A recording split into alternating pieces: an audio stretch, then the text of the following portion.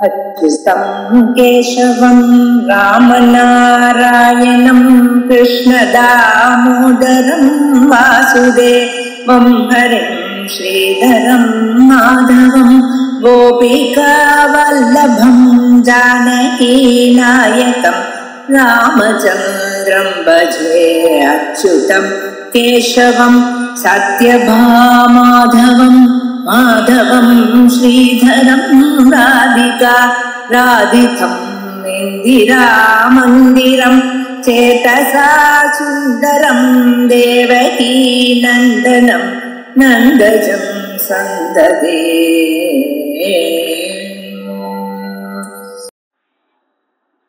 हरि ओम श्री गुरुभ्यो नमः। हरि ओम श्रुतिस्मृतिपुराणानाम् आलयं करुणालयं नमामि भगवत्पादं शंकरं लोकशंकरं शंकरं शंकराचार्यं केशवं बादरायणं सूत्रभाष्यकृतौ वन्दे भगवन्तौ पुनः पुनः नारायणं पद्मभूं वसिष्ठं शक्तिं च तत्पुत्रपराशरं च व्यासं सुगं गौडपदं महान्तं गोविन्दयोगीन्द्रमतास्य शिष्यं श्री शंकराचार्यमतास्य पद्मपादं च हस्तामलकं च शिष्यं तं तोडकं वात्यकारमन्यान् अस्मद्गुरून् सन्ततमानतोऽस्मि। सदाशिवसमारम्भां भगवत्पादमध्यमाम् अस्मदाचार्यपर्यन्तां वन्दे गुरुपरम्पराम्। कलाभ्यां चूडालङ्कृतशशिकलाभ्यां निजतपःफलाभ्यां भक्तेषु प्रकटितफलाभ्यां भवतु मे शिवाभ्याम् अस्तोकत्रिभुवन शिवाभ्यां कृतिपुनर्भवाभ्याम् आनन्दस्फुरदनुभवाभ्यां नतिरियम्। ஆச்சாரியாளுடைய 2 லகரி கிரந்தங்கள் ரொம்ப பிரசித்தமா இருக்கக்கூடியது சௌந்தரிய லகரி அம்பாள் மேல, அதே மாதிரி சிவானந்த லகரி பரமசிவன் மேல எழுதினார். அதுல சிவபக்தி ரொம்ப முக்கியம், ஆவசியகம். ஜென்மத்தை கரை தேறுவதற்கு மோட்சத்துக்கு பக்தியானது ரொம்ப ஆவசியகம் அப்படின்னு சொல்லி, இந்த பக்தியின் மூலமாகத்தான் சாஸ்திர அறிவானது ஏற்படும். அதனால பக்தியானது ரொம்ப முக்கியம் அப்படின்னு சாதிப்பதற்காக எழுதப்பட்டது சிவானந்த லஹரி. அதுல இப்ப நம்ம 85வது ஸ்லோகம் இன்னைக்கு பார்க்க வேண்டியது. ஜலதி மதன தக்ஷோ நைவ பாதால பேதி நவன மிருகயாயாம் நைவ லுப்த பிரவீணஹ அசன குசும பூஷா வஸ்திரமுக்கியாம் சபர்யாம் கதய கதமஹம் தே கல்பயாணி இந்து மௌலே. இதுக்கு முந்தின ஸ்லோகத்துல பகவானுக்கு பக்தி பண்றது அப்படின்றது நடக்கிற காரியமா? நடக்கவே நடக்காது. அவருக்கு என்னத்தை நைவேத்தியம் பண்ண முடியும்? நம்ம என்ன வஸ்திரங்களை கொடுக்க முடியும்? அவருக்கு எப்படி பாத்தியம் பண்ண முடியும்? அவருக்கு எப்படி ஆச்சமனம் பண்ண முடியும்? அவருக்கு போய் எப்படி ஸ்நானம் பண்ணி இருக்க முடியும்? இதெல்லாம் பண்ண முடியாத காரியமா இருக்கு. அதெல்லாம் பண்ணணும்னாக்க ரொம்ப கொஞ்சம் பக்குவப்பட்ட மனசனாலதான் அதை கல்பனை பண்ணி அந்த காரியங்கள்லாம், பூஜாதி காரியங்கள்லாம் பண்ண முடியும். அது பண்ணணும்னாக்க நம்மளுடைய புத்தியானது நல்ல எண்ணத்துல இருக்கணும். அப்படி இருக்கக்கூடிய புத்தி தான் சிவன் பால்ல ஈர்ப்பு கொள்ளும். ஆகையினால அப்படி எப்படி ஒரு புது கல்யாண பொண்ணுக்கு புதுசா மாமியார் ஆத்துக்கு போகும்போது எப்படி அவளுக்கு எல்லா புத்தியும் சொல்லி கொடுத்து அனுப்புறாளோ, அதே மாதிரி என்னுடைய புத்தின்னு எனக்கூடிய கன்னிகையை உங்களுக்கு நான் சமர்ப்பணம் பண்ணுகிறேன். அவ எப்படி ஒரு பதிவிரதா ஸ்ரீ தன்னுடைய கணவனுக்கு எப்படி பணிவிடை செய்வாளோ அப்படி என்னுடைய புத்தியானது இந்த சிவனுக்கு பணிவிடை செய்யணும் அப்படின்ற அர்த்தத்துல போன ஸ்லோகத்துல ரொம்ப அழகா சொன்னார். சிவதவ பரிச்சர்யா சந்நிதானாய கௌரியா பவமம குணதுர்யாம் புத்தி கன்யாம் பிரதாஸ்யே சகல புவன பந்தோ சச்சிதானந்த சிந்தோ சதய ஹிருதய கேஹே சர்வதா சம்பசத்வம். ஏ சச்சிதானந்த சித்தோ சகல புவன பந்தோ, உங்களுக்கு எதை கொடுக்கறதுன்னு தெரியல.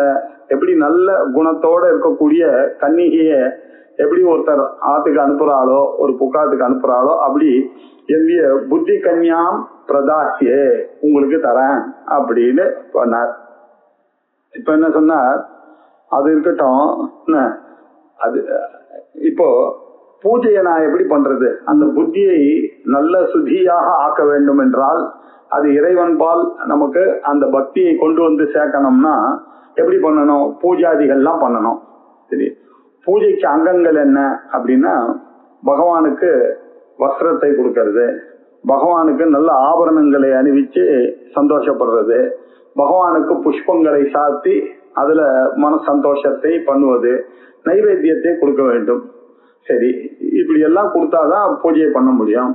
சிவனுக்கு அது மாதிரி பண்ணோம்னா சிவனுக்கு என்ன பிடிச்சதோ அதுதான் நம்ம கொடுக்க முடியும். சிவனுக்கு எதை கொடுக்க முடியும் அப்படின்னு பார்த்தா, அவருக்கு எப்படி வஸ்திரம் கொடுக்கறது? நம்மளுடைய வஸ்திரம் அவர் கட்டிக்கிறவர் இல்ல, அவர் புலித்தோல் கட்டிட்டு உட்கார்ந்து இருக்காரு.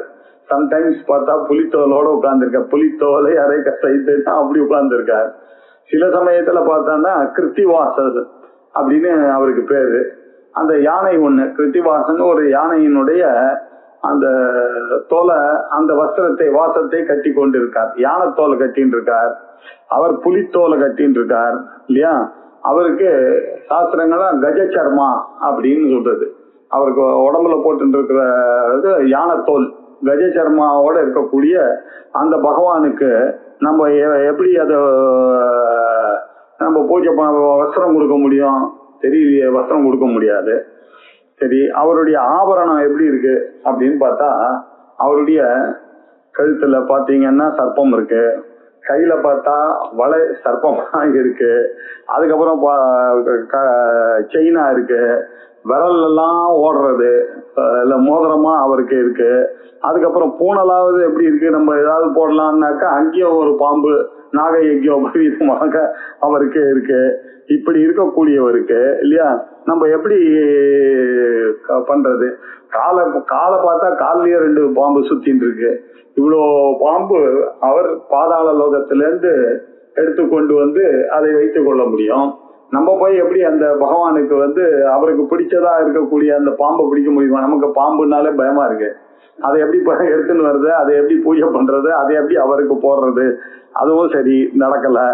சரி, நல்ல புஷ்பத்துல அவருக்கு பண்ணலான்னாக்க அவருக்கு புஷ்பம் எப்படி இருக்கு அப்படின்னாக்க, சந்திரமாவா அபாம் புஷ்பம் புஷ்பவான் பிரஜாவான் பசுமான் பவத்தின்னு அவருக்கு அந்த பார்க்கடலை கடக்கும் பொழுது அதிலிருந்து வந்ததான அந்த சந்திரனை அவர் தலையில சூடின்னு இருக்கார். அவர் தான் அவருக்கு புஷ்பமாக உட்கார்ந்துருக்கு, அவருடைய தலையில உட்கார்ந்துருக்கு. புஷ்பத்தை நம்ம காலில் போடலான்னு பார்த்தா அங்க பாம்பு இருக்கு, தலையில போடலான்னு பார்த்தா சந்திரன் இருக்காரு. அங்க எப்படி போடுறதுன்னு தெரியல, அதுவும் பண்ண முடியல. சரி, அவருக்கு நைவேத்தியம் என்ன பண்ணலான்னு பார்த்தா, அவரா ஆலகால வேஷத்தை சாப்பிட்றவர் கண்ணெதிர்க்க பார்த்தேன் நான். அவர் வாட்டுக்கு அவர் என்ன பண்றாரு, அந்த சமுத்திர மதனம் வந்த பொழுது அவர் மதனம் பண்ணி அதுல இருந்து வர ஆலகாலத்தை போய் குடிக்கிறார். நான் எங்க ஆலகாலத்துக்கு போவேன், அதை எப்படி எடுத்துன்னு வருவேன் நானு? அதை எப்படி சமைப்பேன்? அதுல ஒன்னும் புரியலையே இல்லையா? அதுவும் கொடுக்க முடியாது. இப்படி எப்படி பார்த்தாலும் தகராறா இருக்க, ரொம்ப கஷ்டமா இருக்க இல்லையா அப்படின்னாரு. சரி, நமக்கு இதெல்லாம் எடுத்துன்னு வரக்கூடிய சாமர்த்தியம் இல்லை அப்படின்றதுதான் இதுல நிச்சயமா நம்ம கையில இருக்கக்கூடிய ஒரே விஷயம் என்ன, என்னுடைய புத்தி கண்ணியா இருக்கு இல்லையா, அவளை பக்தின்றதுனால பண்ணி இதெல்லாம் கல்பனை பண்ணிக்கோமான்னு சொல்லி அவளை பகவானுடைய பாதத்துக்கு நம்ம அர்ப்பணம் பண்ணலாம் இல்லையா? புத்தி ஸ்ரீலிங்கமா இருக்கும்போது சா புத்தி, அந்த புத்தியை நம்ம சிவபெருமானுக்கு அர்ப்பணமாக செய்யலாம். அது ஒண்ணுதான் நம்ம கையில இருக்கக்கூடிய ஒரே வழியா இருக்கு அப்படின்னார். இப்ப அத சொல்ற, ஜலதி மதன தக்ஷா, ஜலதி மதன தக்ஷா. ஜலதி அப்படின்னாக்க சமுத்திரம், மதனம் சமுத்திர மதனம் நடந்தது. அப்ப சமுத்திர மதனம் நடக்கும் பொழுது அங்க மேருமலையானது வந்தது. அந்த மந்திரமலைன்னு சொல்லுவா. அந்த மந்திரமலையை வாசுகி அப்படின்ற அந்த பாம்பால தேவர்களும் அசுரர்களும் போன்று கடைஞ்சார்கள். கடைக்கும் பொழுது அதை கடைக்கும் பொழுது முதல்ல பாரியாதம் வந்தது, அதுக்கப்புறம் சந்தான விருட்சங்கள்லாம் வந்தது, அதுக்கப்புறம் கல்பத்தரு வந்தது, காமதேனு வந்தது, அதற்கு பிறகு நிறைய மாணிக்கங்கள்லாம் வந்தது. அப்புறம் சாட்சாத் மகாலட்சுமி அதுல இருந்து உண்டானா, லட்சுமி உண்டானா, அத மகாவிஷ்ணு எடுத்துட்டார் இல்லையா? அப்புறம் அமிர்தம், அதுக்கு அது போதாதுன்னு விஷம் வேற வந்தது. ஆலகால விஷம் அப்படின்னு சொல்லக்கூடிய விஷம் வேற வந்தது. அந்த விஷத்தை என்ன பண்ணார், கிடுகிடுன்னு பரமேஸ்வரன் எடுத்து அதை அப்படியே ஒரு கபலீகரம் பண்ணிவிட்டாரு. அதை எடுத்து வாயில போட்டுட்டாரு. அப்படி அவருக்கு நைவேத்தியம் கொடுக்கலாம் அப்படின்னு பார்த்தா நமக்கு இந்த ஜலதி மதனத்துல பண்ணக்கூடிய அளவுக்கு நமக்கு சாமர்த்தியம் இருக்கா? இல்ல. அதனால ஜலதி மதன தக்ஷோ நைவ, நான் எப்படி ஆச்சாரியார் சொல்லிக்கிறார், எனக்கு அந்த சாமர்த்தியம் எல்லாம் கிடையாது. சமுத்திரத்தை போய் மதனம் பண்ணக்கூடிய சாமர்த்தியம் தக்ஷனா நானு, தக்ஷன்னா சமர்த்தன், நான் சமர்த்தன் இல்லையே அப்படின்னாரு. நைவ இல்ல. சரி, அவருக்கு ஆபரணம் கொடுக்கலாம், நிறைய அவருக்கு ரொம்ப பிடிச்சது பாம்பாச்ச, அதை போய் எடுத்துன்னு வரலான்னா பாம்பெல்லாம் எங்க இருக்குன்னா பாதாள லோகத்துல இருக்கு. அங்க போனாதான் அந்த பாம்பெல்லாம் நம்ம பிடிச்சிருவானே, நம்ம ஊர் பாம்பெல்லாம் நம்ம பிடிக்கிறதுக்கு நமக்கு தைரியம் கிடையாது. சரி, அதுல போய் பாதாள லோகத்துக்கு போய் அதை எடுத்துன்னு வரலான்னா பாதாள லோகம் போற அளவுக்கு தட்சணா நானு அப்படின்னு பார்த்தா சமர்த்தம் ஆனா நானுன்னா அதுவும் இல்லை. அவர் எப்படி போட்டாருப்பாங்க, ஜலதி மதன தக்ஷோ நைவ பாதாள பேதி, அந்த பாதாளத்தை பேதனம் பண்ணி அதை ஓட்டை வைக்கிட்டு கீழே போக கூட உடைச்சிட்டு போகக்கூடிய பேதனம் பண்ணி கொண்டு போகக்கூடிய சாமர்த்தியம் எனக்கு இல்லை அப்படின்னார். இந்த ஜலதி மதன தக்ஷகான்னு இந்த பக்கம் போட்டார், பாதாள பேதின்னு அந்த பக்கம் போட்டார், நடுவுல நைவன்னு போட்டார். இது எப்படி அந்த நைவ பாத்தீங்கன்னா எதோட அன்வயம் வருது, ஜலதி மதன தக்ஷோ நைவ, ரைட்டா, பாதாள பேதி நைவ. இந்த நைவ இதுக்கும் போறது அதுக்கும் வருது. இதுக்கு என்ன சாஸ்திரத்துல சொல்றதுன்னா மத்திய தீபிகா நியாயம் அப்படின்னு ஒண்ணு இருக்கு.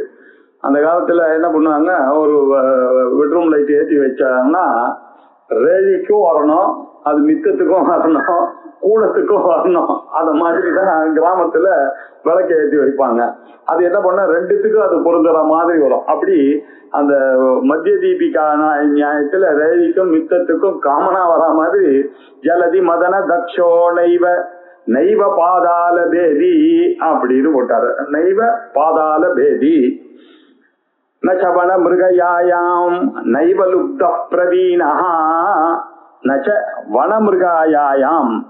சரி, இவருக்கு வஸ்திரத்தை கொடுக்கலாம் அப்படின்னாக்க வேட்டையாடலாம். வேட்டையாடினா நமக்கு நிச்சயமா புலி தொலை பண்ணும். எனக்கு அந்த கெப்பாசிட்டி இருக்கா?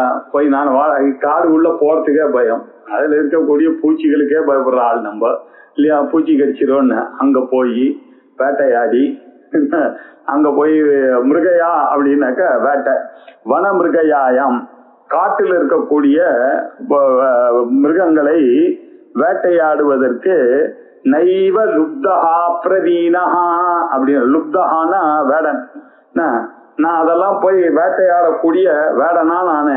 அப்படிப்பட்ட பிரவீனம் அப்படின்னாக்கா பிராவீண்யம் அப்படின்னா திறமை. அதெல்லாம் ஒரு அனிமலை நம்ம அடிக்கணும்னாக்கா பின்னாடி இன்னொரு அனிமல் நம்மள தாக்கும். இதெல்லாம் விஷயம் தெரிஞ்சவனாலதான் அப்படி பண்ண முடியும். நம்மளால போய் நேர போய் அப்படியே பாட்டு அப்படி போய் வில் அடிக்கிறது எல்லாம் நடக்காது. இந்த பக்கம் ஒரு சிங்கத்தை அடிக்கலான்னு பார்த்தா இன்னொரு சிங்கம் நம்ம மேல பாயும், அந்த பக்கம் புலி ஒண்ணு பாயும் இல்லையா. இப்படி இருக்கிறதுனால அதுக்கெல்லாம் ஒரு ஸ்பெஷல் கெப்பாசிட்டி வேணும். வேடர்களுக்கு தான் அந்த கெப்பாசிட்டி பகவான் கொடுத்திருக்காரு. எனக்கு அந்த கெப்பாசிட்டி எல்லாம் கொடுக்கலான்ட்டாரு ஆச்சாரியார். நான் என்ன பிரவீனா, நான் லுப்த பிரவீனா, நான் என்ன அவ்வளவு பெரிய வேட்டையில கிங்கா நானு? எனக்கு அதுவும் நைவ அதுவும் இல்லை. எப்படிதான் இப்ப பண்றது? இப்போ என்ன சார் இது, அவர் சந்திரனும் ஆல விஷத்தையோ அவருக்கு நைவேத்தியம் கொடுக்கலாம்னா அதுக்கு சமுத்திர மதனம் வேணும், அதுவும் கிடையாது. சரி, சந்திரன் அதுல வந்தது, ஜலதி மதனத்துலதான் சந்திரன் வந்தது, அதை எடுத்து அவர் தலையில வச்சுட்டார், அதையும் எனக்கு கொடுக்கக்கூடிய சாமர்த்தியம் இல்ல.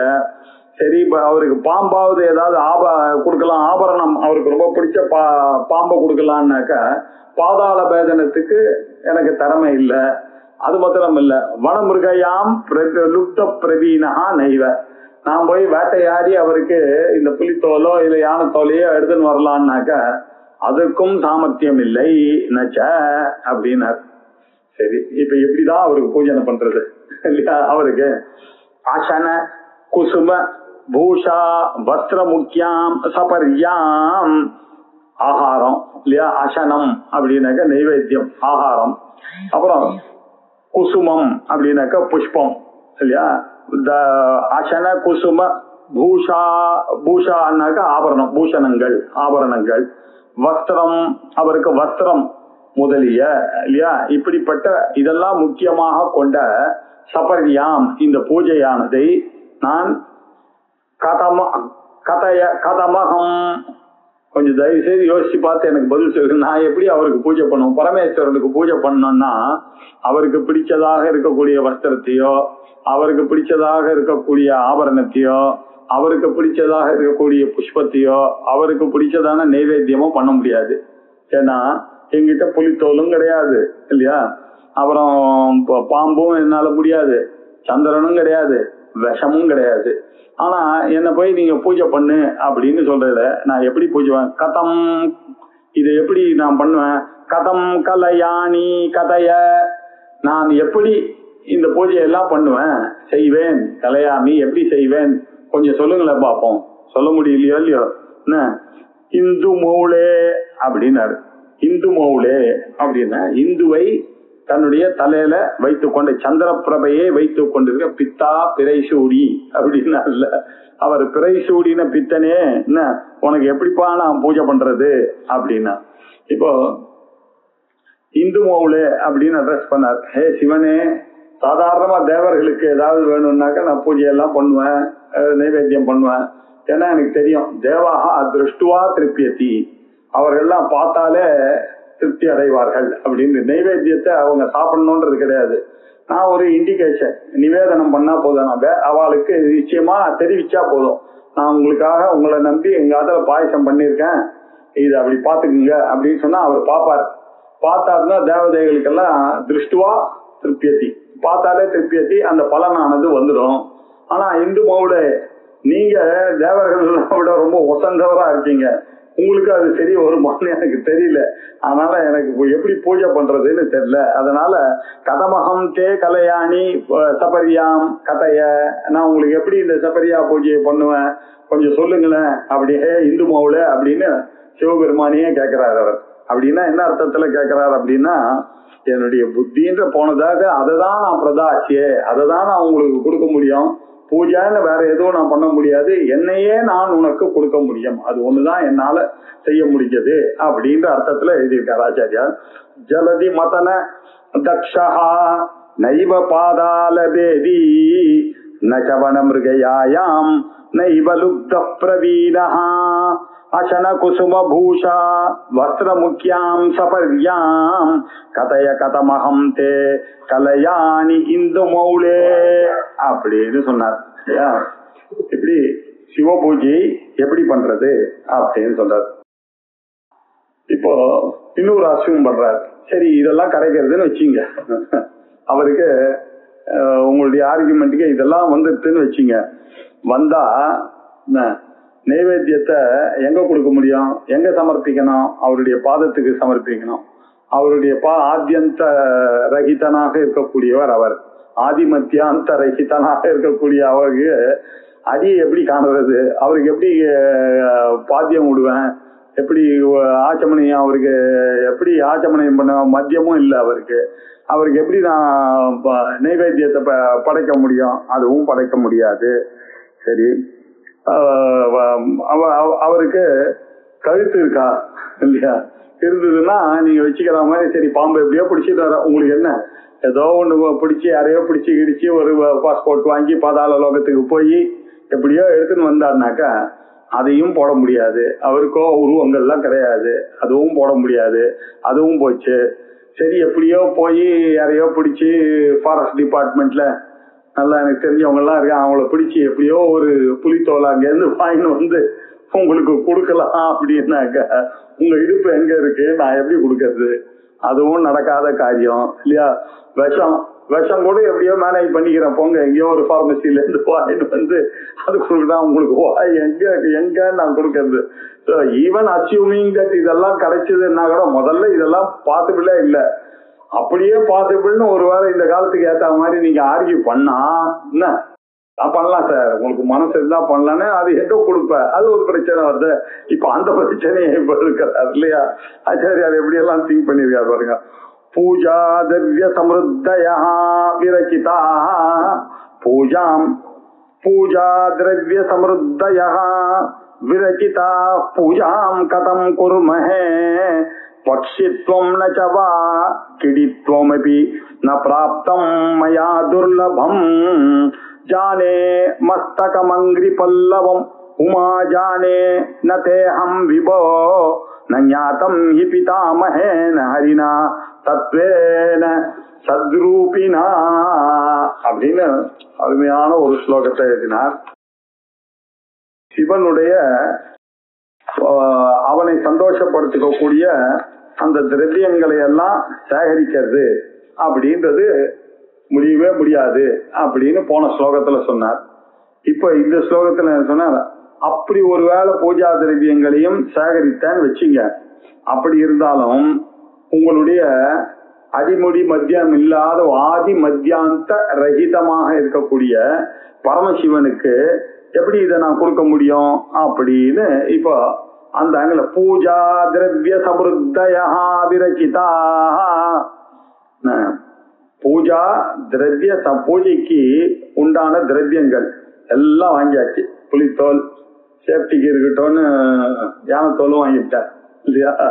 அவருக்கு பாம்பு கண்ணுக்கு காதுக்கு கைக்கு எல்லாத்துக்கும் தோலுக்கு காலுக்கு எல்லாத்துக்கும் வாங்கியாச்சு. பாம்பும் சேகரிச்சாச்சு. அதுக்கப்புறம் அவருக்கு விஷமும் ரெடியா வச்சாச்சு. அவருக்கு சந்திரனையும் ஒண்ணு பிடிச்சுன்னு வந்தாச்சு. அவருக்கு மலர் எல்லாம் விரச்சிதாக எல்லாம் சேகரிக்கப்பட்டாச்சு. எல்லாம் கொண்டு வந்துட்டேன் நானு. அப்படி இருந்தாலும் பூஜாம் கதம் குர்மஹே, அவருக்கு எப்படி பூஜை பண்றது? அதுதானே இப்ப பிரச்சனை. பூஜா கதம் குர்மஹே எப்படி பண்றது? ஒரே ஒரு ஐடியா இருக்கு. அவருடைய பாதத்துக்கு இது எல்லாத்தையும் கொண்டு போய் சமர்ப்பிக்கலாம், ஒரு சான்ஸ் இருக்கு. அப்படி போனோம்னாக்க நான் பன்னியா மாதிரி மகாவிஷ்ணு மாதிரி இருக்கணும். மகாவிஷ்ணுவானவர் எப்படி ஒரு வராக அவதாரத்தை எடுத்துட்டு நேர கீழே போய் அவருடைய பாதத்தை தேடுவதற்காக போயிட்டார் ஒரு சந்தர்ப்பத்துல. சரி, பிரம்மா என்ன பண்ணார் அப்படின்னார், அன்னபக்ஷியா மாதிரி மேல போய் அவருடைய தலையை பார்க்கலாம் அப்படின்னு. இதான திருவண்ணாமலை தத்துவம் இல்லையா, அடிமுடி காணலாம் அப்படின்னு போறாரு. இப்ப யோசிச்சு பாருங்க, நான் போய் வராக அவதாரம் எடுக்க முடியுமா? சான்ஸே கிடையாது. அன்னபட்சியா மாற முடியுமா? இல்ல, அதுவும் கிடையாது. அட்லீஸ்ட் அன்ன வாகனத்திலேயாவது போகக்கூடிய கெப்பாசிட்டி இருக்கா? அதுவும் கிடையாது. பன்னி வாகனத்துல ஏறி போகக்கூடிய கெப்பாசிட்டி இருக்கா? அதுவும் கிடையாது. இப்படி இருக்கும்பொழுது பக்ஷித்வம் ந சவா, இல்ல நான் ஒரு பக்ஷியாக ஆக முடியாது அப்படின்னு அந்த பக்ஷியாக நான் என்னால ஆக முடியாது. பக்ஷித்வம் சரி, நச்சவா அப்படி இல்லைன்னா கிட்டித்வம். கிட்டித்வம்னா பன்றி வராகம். கிட்டித்வம் அப்படி ந பிராப்தம் இல்லையா, அதுவும் என்னால அடைய முடியாது. என்னால அன்னபக்ஷியாகவும் மாற முடியாது, அதே மாதிரி பன்றியாகவும் மாறக்கூடியது ந பிராப்தம். அந்த மாதிரி எல்லாம் எனக்கு பிராப்தம் இல்லை. அதெல்லாம் ரொம்ப துர்லபம். என்னுடைய லெவலுக்கு அதெல்லாம் நினைச்சே பார்க்க முடியாது. என்ன யோகம் பண்ணாலும் என்னால பன்றியெல்லாம் ஆக முடியாது. எனக்கு தெரியும் என்னை பத்தி இல்லையா. பட்சியெல்லாம் மாறலாம் முடியாது. பெரிய மகா யோகிகளா இருந்தா பண்ணலாம், அதுவும் என்னால பண்ண முடியாது. அதுவும் துர்லபம். ஜானே மஸ்தகமங்கிரி பல்லவம் உமா ஜானே அப்படின்னாரு. பாருங்க, ஜானே மஸ்தகம் அங்கிரி. எப்போ மஸ்தகம் தெரிஞ்சுதோ இல்லையா, அவருடைய மஸ்தகம் சிரசு, அவருடைய அங்கிரி யுகலம். அங்கிரி அப்படின்னாக்க திருவடி.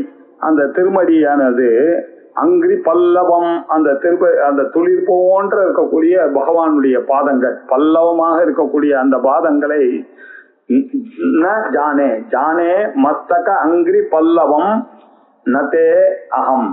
அந்த நதே அகமோட அன்வயம் அது. என்னால அந்த பகவானுடைய சிரசையோ பகவானுடைய திளிர் போன்ற அந்த பாதத்தையோ ந ஜானே அப்படின்னு சொல்லி உமா ஜானே அப்படின்னாரு. உமா ஜானே அப்படின்னு அட்ரஸ் பண்றாரு. ஹே உமா ஜானே. அது எப்படின்னா, உமா பார்வதி ஜாயா யஸ்ய சஹா. உமா பார்வதியாக இருக்கக்கூடியவள், அபர்ணாவாக இருக்கக்கூடிய அம்பாள், யாருக்கு ஆத்துக்காரியோ ஜாயா எஸ்ய யாருக்கு ஆத்துக்காரியோ சஹா உமாஜானஹா அவரை சம்போதம் பண்ணணும்னாக்க ஹே உமாஜானே அப்படின்னு கூப்பிடுறாரு இல்லையா. ஹே உமாஜானே அப்படின்னா உமாவை பார்வதியினுடைய பத்தியே உமாவுடைய ஆத்துக்காரரே சிவனே அப்படின்னு சம்புத்தி கேட்கிறார். உமா அப்படின்ற பதத்துக்கு என்ன அர்த்தம்னா இவருக்கு அந்த தக்ஷ பிரஜாபதியினுடைய யாகத்துல அவளுக்கு தேக வியோகமாகி 51 சக்தி பீடங்களா அங்கங்க அவளுடைய அங்கங்கள்லாம் போய் விழுந்து பாரத தேசம் முழுக்க அங்கங்க சக்தி பீடங்கள் அப்படின்னு ஆயிடுச்சு. அதுக்கப்புறமா உலகத்துல ஆக்டிவிட்டிஸ் ரொம்ப குறைஞ்சி போச்சு. அவர் என்ன பண்ணாரு, ரொம்ப வருத்தப்பட்டு இந்த மாதிரி எல்லாம் ஆயிடுச்சேன்னு சிவன் போய் தபஸ்ல உட்காந்துட்டார், பர்மனன்ட் தபஸ்ல உட்காந்துட்டார். இவன் என்ன பண்ணிட்டா மேனாவுக்கும் ஹிமவானுக்கும் பொண்ணா பிறந்து இப்போ அந்த சிவனையே நினைத்து கொண்டு எப்ப பார்த்தாலும் தியானம் பண்ணிட்டே இருக்காங்க. 2 பேரும் உலகத்துக்கு கொஞ்சம் கூட யூஸ்ஃபுல் இல்லாம அவர் சமாதியில உட்கார்ந்து இருக்கார், இவ இங்க பூஜையில உட்கார்ந்து இருக்கா. உலக ரிஷிகளுக்கெல்லாம் ரொம்ப கோபம் வந்துருச்சு, இப்படி இருக்காங்க. எல்லாம் போய் கம்ப்ளைண்ட் பண்ணாங்க. எல்லாம் பிரம்மாவுக்கும் விஷ்ணுவையும் போய் பார்த்து இந்த மாதிரி எல்லாம் பண்ணிட்டு இருந்தா இதுக்கு ஏதாவது ஒண்ணு பண்ணணும் அப்படின்னு சொல்லிட்டு நம்ம எல்லாரும் மன்மதனை கூப்பிடலாம் அப்படின்னு சொல்லிட்டு மன்மதனை கூப்பிட்டாங்க. இந்த தாம்பத்தியம் இல்லைன்னாக்க இந்த உலகத்துல இருக்கக்கூடிய காரியங்கள்லாம் நடக்கணும்னாக்க சிவசக்தி ஐக்கியமானது அவசியமா இருக்கணும் இல்லையா. வெறும் பிரகாசமாக இருந்தா மாத்திரம் பிரயோஜனம் இல்லை, விமர்சனம் இருந்தாலும் பிரயோஜனம் இல்லை. 2 சேர்ந்தாதான் இந்த உலகமானது பண்ண முடியும் இல்லையா. இதுலதான் நம்ம ராமானுஜர் கோட்டை விட்டார். அவர் என்ன சொன்னாரு, 2 பேரை பக்தி பண்றதுன்றது நடக்கவே நடக்காது. உலகத்துல ஒத்தரை தான் நீங்க பண்ணணும். You cannot prostitute loyalty. விஷ்ணுன்னா விஷ்ணு தான், அவரை பண்ணணும்னா. இப்ப அடுத்து அவங்க எல்லாம் கேட்க ஆரம்பிச்சிட்டாங்க, ஒருத்தரே இருந்தா எப்படி இந்த உலகம் உண்டாகும், 2 பேர் வேணும் இல்ல, எப்படி இந்த உலகம் பரிபாலனம் பண்ணும், நீ சொல்றது தப்பு அப்படின்னு பின்னாடி வந்தவர் அவர் என்ன பண்ணார், இந்த தேசிகர் பார்த்தார். சரி, இது அம்பாளை அவர் ஜீவகோஷ்டியில சேர்த்தார். நீங்க தென்கலைக்காரங்கெல்லாம் என்ன பண்ணிட்டாங்க, அம்பாளுக்கு தனி ஸ்டேட்டஸ் தான் கொடுக்க, ஜீவகோஷ்டி தான் அவர் பணிவிடை எல்லாம் பண்ணலாம் போலாம், அவ்வளவுதான். அவளுக்கு ஈக்குவல் ஸ்டேட்டஸ்ல நம்மளுடைய லாயல்ட்டி ஒருத்தருக்கு தான் இருக்கணும், அந்த பகவானுக்கு தான் இருக்கணுமே தவிர இந்த அம்பாளுக்கு நம்ம கொடுக்க முடியாது. அவர் மாத்தி விட்டாரு. அவர் வாங்கான வடகல்லை ஆக்கி இல்ல இங்க அம்பாளுக்கு பிராதானியம் உண்டு, தாயாருக்கு மரியாதை உண்டு, தந்தைக்கு என்ன மரியாதை கொடுக்கிறோமோ பிதாசி லோகசிய சராச்சரசியக்கு என்ன மதிப்பு கிருஷ்ண பகவானுக்கு கொடுக்குறோம், மகாவிஷ்ணு கொடுக்குறோமோ அதை நீங்க மகாலட்சுமிக்கும் கொடுக்கணும்னு அவர் வேணும்ன்றதுக்காக லட்சுமி சாஸ்திரம் எழுதிட்டாரு. எழுதி அவர் இந்த பிலாசபியா அடிக்கிறது அப்படின்னு ஆரம்பிட்டார். அதனால இவங்க என்ன பண்ணாங்க, இந்த 2 பேர் சேர்ந்தாதான் இந்த உலகத்துக்கு சரியா வரும் அப்படின்னு சொல்லி இவங்க எல்லாம் மன்மதனை போய் கூப்பிட்டாங்க. நீ போய் இந்த மாதிரி சிவன் அங்க அம்பாலா என்ன பண்ற, திருப்பியும் நான் அவரை அடையாம விடமாட்டேன்னு சொல்லி அங்க தபஸ் பண்ணிட்டு இருக்கா, டெய்லி பூஜை பண்ணிட்டு இருக்கா. நீ போய் சிவனை கல்யாணம் பண்ணிக்கிறதுக்கு தூண்டணும் அப்படின்னு யாரு பெரியவர்கள் எல்லா 7 ரிஷிகளும் கூப்பிட்டு அவர் காரணம். பாவம் இந்த மன்மதன் இந்த பசங்க எல்லாம் பிளாட்டு தெரியாம போய் அவர் இவங்க சொல்றாங்களா ஆபீஸ்ல இப்படி எல்லாம் ஐடியா கொடுத்தா அப்படின்னு பண்ணிடுறதா கொஞ்சம் யோசிச்சிருக்கணும். அவர் பாட்டுக்கு நேர போய் தபஸ்ல இருக்கக்கூடிய அவரை போய் சீண்டினார். அவருக்கு ஆசை வரணும்னு கண்ணை திறந்தாரு, பஸ்வமும் போயிட்டாரு. அரணேத்ராக்னி சந்தக்த காமன் ஆயிட்டாரு. அவரு சந்தக்தமா அவரை காமன் ஆயிட்டார். உடனே அவர் ஒய்ஃப் பார்த்தா, என்னடா இது இப்படி போய் எரிச்சுட்டாரு, நல்ல காரியத்துக்கு எங்க ஆத்துக்காரர் என்ன தப்பு பண்ணாரு இல்லையா, எல்லா பெரியவர்களும் சொன்னாரு உன் வேலையை காமின்னாக்க இவர் பாட்டுக்கு பண்ணிட்டாரு அப்படின்னு போய் அம்பாள் கிட்ட போய் கம்ப்ளைண்ட் பண்ணோன்னு அம்பாள் சொன்ன, நீ கவலைப்படாத, இல்ல பண்டாசுர வரங்கள்லாம் வருது, என்னுடைய விஷயங்கள்லாம் வருது, அந்த பண்டத்துல இருந்து உயிர்ப்பிக்கலாம், அவரை சஞ்சீவனம் பண்ணலாம்.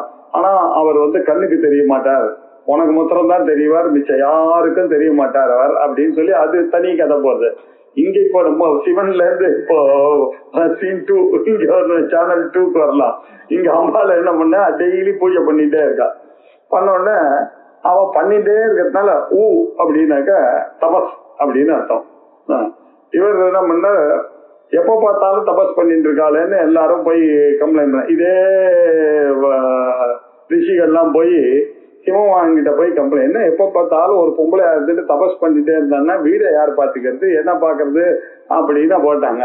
உடனே அவன் அப்பாவும் அம்மாவும் ஆமா எல்லாரும் சொல்றதுதானே, நீ பண்ணாதம்மா, அம்மா டோன்ட் டூ தபஸ் அப்படின்னாலும், அதனால உமான்னு பேர் வந்துருத்தான். என்ன உமான்னு பேர் வந்துருச்சு அப்படின்னு. அது ஒரு சுவாரஸ்யமான கதை. இன்னொன்னு கேன உபநிஷத்துல உமா ஹைமவதி அப்படின்னு உகார மகார ஸ்வரூபமாக இருக்கக்கூடிய பிரணவஸ்வரூபம் தான் அம்பாள். உகாரம் மகாரம் அகாரம் சேர்ந்ததான ஒரு ஸ்வரூபம் தான் இந்த உமான்ற ஸ்வரூபம். அது ஓங்கார ஸ்வரூபத்தை விமர்சமாக பார்த்தால் அது உமா, அதே பிரகாசமாக பார்த்தால் ஓங்காரம் அப்படின்னு சொல்லி இந்த விமர்சமாக இருக்கக்கூடிய அவளுக்கு உமா அப்படின்ற பெயர் ரொம்ப பொருத்தம். உமா அப்படின்னாக்க ஐமவதி அப்படின்னார். அது எப்படின்னா அசுரர்கள்லாம் தேவர்களுக்கும் சண்டை வந்தது. சண்டை வரும் பொழுது அதுல தேவர்கள் ஜெயிச்சுட்டார்கள். ஜெயிச்ச உடனே அது அம்பாளுடைய கிருபையினால் அவர்கள்லாம் ஜெயிச்சிருக்கார்கள். ஆனா அவர்களுக்கு அது தெரியல. என்ன கேன உபநிஷத்துல சொல்றது, அவ அஸ்மாகம்ய அயம் மகிமா, இந்த அகம் இந்த அயம் விஜயா, இந்த ஜெயிப்பு தன்மையும் இந்த மகிமையும் எனக்கு எங்களுடைய சேர்ந்தது அப்படின்னு நினைச்சுட்டு அப்படியே ஒரு வாக்கிங் எல்லாம் முடிச்ச உடனே எல்லாரையும் ஜெயிச்சுட்டோம் பாருங்கன்னு அப்படி திமிரோட வராது. அப்படி இந்திரன் வாயு அக்னி எல்லாம் அப்படி வாக்கிங் வந்தா நடுவுல ஒரு எக்ஷன் ஒண்ணு நின்றுட்டு இருக்கு. வந்த உடனே எல்லாரும் பெரிய தேவர் வராது, இந்திரன் வராது, வாயு வராது, அக்னி வராது, இது நடுவுல போய் நின்றுட்டு இருக்கே அப்படின்னு. அது ஆகாசத்துக்கும் பூமிக்கும் நடுவுல அப்படி நின்றுச்சு. இந்த பன்றியும் அன்னபட்சியும் எப்படி பார்க்காம இங்க பூமிக்கும் ஆகாசத்துக்கும் அங்க ஒரு ஒளிப்பிழம்பா நின்னாலோ அதே மாதிரி அங்க அம்பாள் நின்னாங்க. அதை பாக்கிறதுக்காக போகும்பொழுது இல்லையா, வந்த உடனே நீ போய் யாருன்னு விசாரிச்சுட்டு வா அப்படின்னு அக்னி அனுப்பிச்சார். போய் அக்னி போய் அவர் கேட்டார், நீ யாருப்பா, நீ என்ன வழியில நிக்கிற, உனக்கு தெரியாதா யார் வருதுன்னு. அது சரி நீ யாரு அப்படின்னு கேட்டேன். என்னையே யாருன்னு கேக்குறியா, நான் தான் அக்னி அப்படின்னா. அக்னி நான் என்னப்பா உனக்கு என்ன தெரியும் அப்படின்னா, நான் எல்லாத்தையும் சர்வம் என்னால தகிக்க முடியாதுன்றது உலகத்துல எதுவுமே கிடையாது. என்னப்பா என்கிட்ட போய் நீ உனக்கு என்ன தெரியும்னு நான் கேட்டேன் அப்படின்னாரு. அப்படியா, இந்த ஆள் ஒரு புல்ல போட்டு இதை முடிஞ்சதுன்னா எரி அப்படின்னாரு. அவர் சர்வ ஜவேன அவர் என்ன பண்ணார், முழு போர்ஸ காமிச்சு அவர் எரிக்கலான்னு பார்த்தா அது ஒன்னும் கழப்பிடாகல. பார்த்தோம்னா அவருக்கு பயம் வந்துருச்சு, என்னடா இது இந்த ஆக்ஷன் இப்படி பண்றது. அதனால திரும்பி போயிட்டு இல்ல என்னால முடியல அப்படின்னாரு. சீந்திரன் பார்த்து சிரிச்சார். ஏன் நீ வாயு நீ போய் ஒரு பிடி பிடிச்சிட்டு வா அப்படின்னு அவர் அங்க எடுத்து போனாரு. போன உடனே யாரு நீ, நாங்க வர வழியில இருக்கேன் நகருனாரு. அது சரி நீ யாரு முதல்ல அப்படின்னு. நான் தான் மாதரிஸ்வா வாயுன்னு பேரு எனக்கு. நான் போக முடியாத இடமே கிடையாது, என்னால தூக்க முடியாத பொருள்னு உலகத்துல எதுவுமே கிடையாது. அப்படியா, இந்த புல்ல போடுறேன், இதை முடிஞ்சதுன்னா உன்னால அப்படி அடிச்சுன்னு போ பார்க்கலாம் அப்படின்னாரு. ஒன்னும் அவரு ஃபுல் பவரோட பார்த்தா வரல அப்படின்னு பொண்ணா 2 பேரும் போய் இந்திரன் கையில ஃபெயிலியர் அப்படின்னு சொல்லிட்டாங்க. சொன்ன உடனே கொஞ்சம் இந்திரனுக்கு கிளி ஆச்சு. என்னடா இது இவ்வளவு பெரிய தேவர்கள் இவர்களே வர முடியலையே அப்படின்னு கொஞ்சம் அவருடைய ஈகோ அப்படி இறங்கிட்டு, இன்னும் கொஞ்சம் கிட்டக்கு போய் என்னன்றத பார்க்கலாம் அப்படின்னு இன்னும் பகவான் கிட்ட போக போக படிக்க படிக்க படிக்க பிரம்மத்தினுடைய சமீபத்துல போக போக அவருடைய ஈகோவானது குறைஞ்சிட்டே வருது. கோபம் தாபம் காமம் குரோதங்கள்லாம் குறைஞ்சிருமோ இல்லையா. வேதாந்தம் படிக்க படிக்க இது என்ன ஆச்சுன்னா அவருக்கு கோபம் பண்ணா அதே மாதிரி பிரம்மத்துக்கிட்ட போக போக வந்த உடனே அம்பாள் பார்த்தா இதுதான் தேவை, இந்த ஒரு இருமாப்புக்காக தான் இவங்களுக்கு பதில் சொன்னேன்னு சொல்லி வந்துட்டேன்னு சொல்லிட்டு அவருக்கு காட்சி கொடுத்தா. அதனாலதான் பிரதமோ விதாஞ்சகார பிரம்மேதி, முதல்ல பிரம்மத்தை அம்பாளை பிரத்யட்சமா பார்த்து புரிஞ்சின்றவர் அப்படின்னு அர்த்தம். பிரம்மஞானியா இருந்தவர் இந்திரன் தான். அதனாலதான் அவருக்கு இந்திரஹா அப்படின்னால த பெஸ்ட்ன்ற பேரே அவருக்கு அதனால வந்தது. ஞானியாக இருந்து அவருக்கு உமாவாக காட்சியளித்தாள் அப்படின்னு அர்த்தம். உமா ஹைமவதி பகுஷோபமானா உமாம் ஹைமவதி அப்படின்னு மந்திரம்.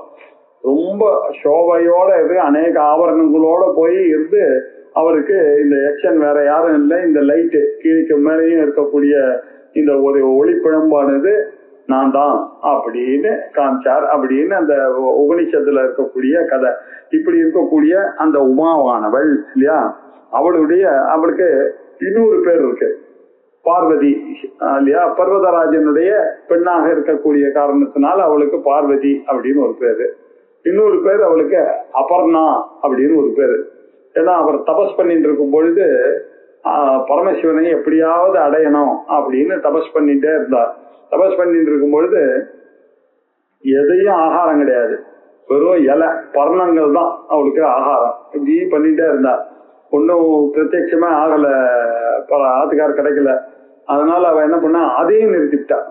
எல்லாரும் அந்த சந்தர்ப்பத்துலதான் போய் இது மாதிரி பண்ணக்கூடாது உமா, நீ இந்த தபஸ் பண்ணதெல்லாம் போதும், அபர்ணாவா நீ பண்ண முடியாது அப்படின்ற சமயத்துலதான் இந்த இது நடக்கிறது.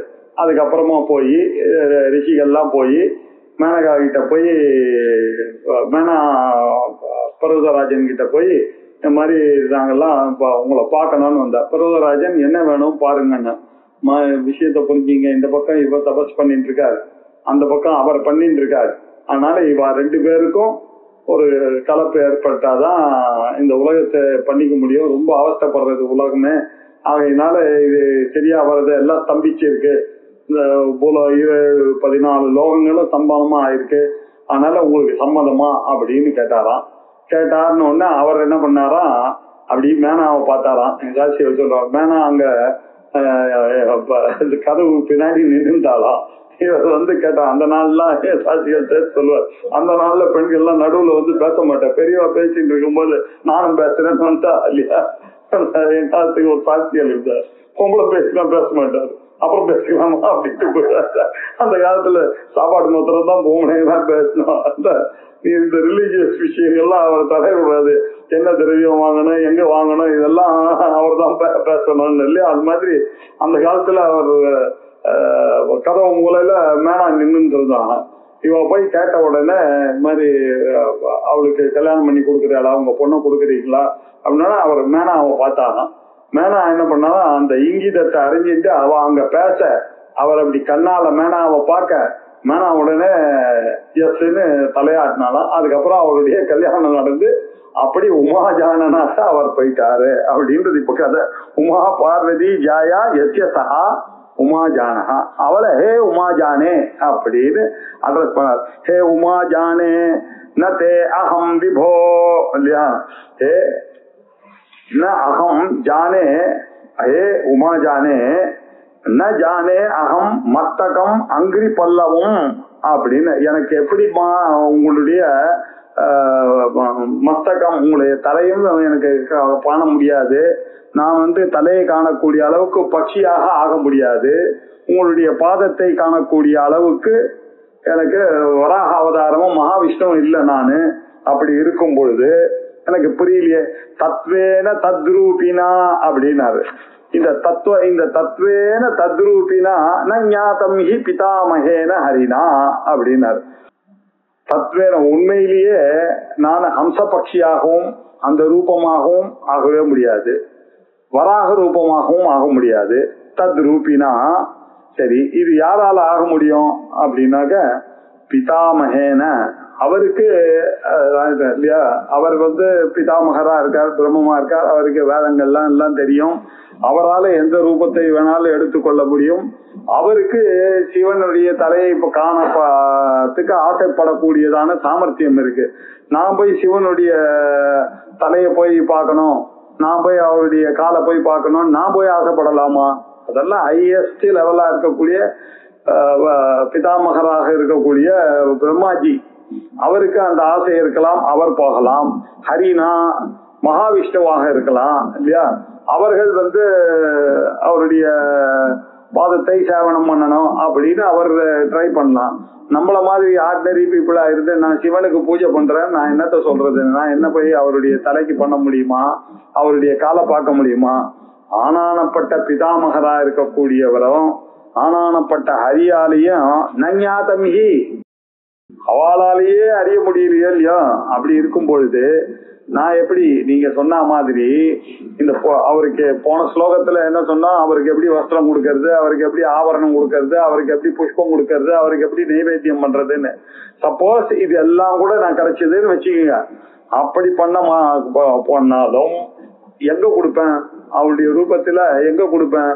அப்படிப்பட்ட சாமர்த்தியமானது ஆனானப்பட்ட பிரம்மாவுக்கும் விஷ்ணுவுக்குமே இல்லையே. அவளே அவருடைய முடியையும் காண முடியல, அவளுடைய பாதத்தையும் காண முடியாத பொழுது நான் எப்படி அவருடைய பாதத்துக்கு நைவேத்தியத்தை சமர்ப்பிக்க முடியும்? அவருடைய தலைக்கு எப்படி இந்த பூ வச்சு விட முடியும்? இதெல்லாம் நடக்கிற காரியமா அப்படின்னாக்க என்ன அர்த்தம் அப்படின்னாக்க, முன்னாடி சொன்ன புத்தி கன்யா பிரதாசியே, என்னுடைய பக்தியினால அந்த என்னுடைய புத்தியை நல்லா செம்மைப்படுத்தி இந்த புதுசா கல்யாணம் ஆற பொண்ணுக்கு போய் எப்படி அந்த அட்வைஸ் எல்லாம் பண்ணி அவ எப்படி நாத்தனாரோட அட்ஜஸ்ட் பண்ணு, ஓர்பிடியோட அட்ஜஸ்ட் பண்ணு, மாமியாரோட அட்ஜஸ்ட் பண்ணு, சின்ன மாமியாரோட அட்ஜஸ்ட் பண்ணு அப்படின்னு சொல்லி கொடுத்து அனுப்புறாளோ, அதே மாதிரி என்னுடைய புத்தியை கொஞ்சம் கொஞ்சமா அந்தக்கரண சுத்தியை பண்ணி அதற்கு பிறகுதான் சிவனுக்கிட்ட நான் போக முடியும், பிரம்ம ஞானத்தை அடைய முடியும். அந்தக்கரண சுத்தி, அந்தக்கரண நைஷ்டல்யம் இதெல்லாம் வந்த பிறகு அதற்கு பிறகுதான் அந்த ஞான யோக்கியத்தை சம்பாதிக்க வேண்டும். ஞான யோக்கியத்தை வரனா சிவ பூஜை ஆவசியகம். அந்த சிவ பூஜையினால சிவ பூஜையினுடைய லாபம் என்ன அப்படின்னாக்க குரு லாபம் கிடைக்கும். குரு லாபம் கிடைச்சதே ஆனால் சாஸ்திர லாபம் கிடைக்கும். சாஸ்திர லாபம் கிடைச்சதே ஆனால் ஆத்ம லாபம் கிடைக்கும். ஆத்ம லாபம் கிடைச்சதே ஆனால் முக்தி காரணமாகும். அப்படி சிவபக்தியானது ரொம்ப முக்கியம். அதுக்கு அந்த புத்தியை அந்தக்கரண சுத்திக்கும் அந்தக்கரண நைஷ்டல்யத்துக்கும் தயார்படுத்தணும் அப்படின்ற அர்த்தத்துல அவர் சொன்னார் புத்தி கன்யா பிரதாசியே அப்படின்னு சொன்னார். பூஜா திரவிய சமிருத்தயா, பூஜா திரவியங்களை சமிருத்தியாக சேவைக்க. சமிருத்தியா சேவைக்குன்னா நிறைய பாம்பு கண்டுபிடிச்சு எடுத்துன்னு வந்திருக்கேன், நிறைய யானை தோல், புலித்தோல் எல்லாத்தையும் சமிருத்தியா எடுத்துன்னு வந்திருக்கேன், விரைச்சி தாகா சேகரிச்சுன்னு வந்திருக்கேன். ஆனா இப்ப இதெல்லாம் இருந்துட்டு இப்ப பெரிய ப்ராப்ளம். அப்போ இதுக்கெல்லாம் எனக்கு சாமர்த்தியம் இல்லையே, நான் எப்படி பூஜை பண்றதுன்னு கேட்டேன். இப்ப இதுக்கெல்லாம் சாமர்த்தியம் வந்த போதும் அவருக்கு எப்படி பூஜை பண்றதுன்னு தெரியல. ஏன்னா வேதாந்த சிந்தனை வந்துருச்சு. இப்போ அப்படி அவருடைய அடியையும் முடியையும் எப்படி காமிக்க முடியும்? ஆத்தியந்த மத்திய ரகிதமாக இருக்கக்கூடிய அவருக்கு பூஜாம் கதம் குர்மஹே, அவருக்கு எப்படி பூஜை பண்ணுவேன் நானு? அது மட்டும் இல்ல, பக்ஷித்வம் நச்சபா கிட்டித்வம் அப்படி ந பிராப்தம் இல்லையா? எனக்கு பட்சித்துவமோ இல்ல கிடித்துவமோ பன்றியாக இருக்கும் தன்மையும் என்னால அடையப்பட முடியுமோ? ந பிராப்தம் இல்லையா? அது எப்படி? மயா துர்லபம், அது என்னால துர்லபம், அது சான்ஸே கிடையாது. அது மட்டும் இல்ல, ஜானே மஸ்தகம் அங்கிரி பல்லவம் உமா ஜானே நதேஹம் விபோ, பகவானுடைய மஸ்தகம், பகவானுடைய அங்கிரி பல்லவம், அவருடைய பாதமானது அவ்வளவு மிருதுவான ஒரு பாதம் இல்லையா? அவர் எனக்கு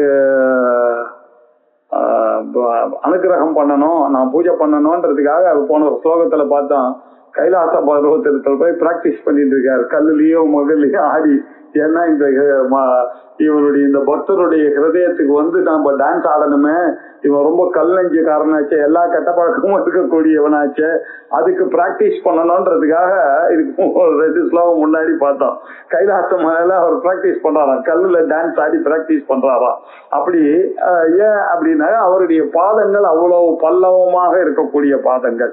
அங்கிரி பல்லவம் நதே அகம் ஜானே, உங்களுடைய அந்த மஸ்தகமோ அங்கிரி பத்மையோ அகம் ந ஜானே, எனக்கு தெரியவில்லை.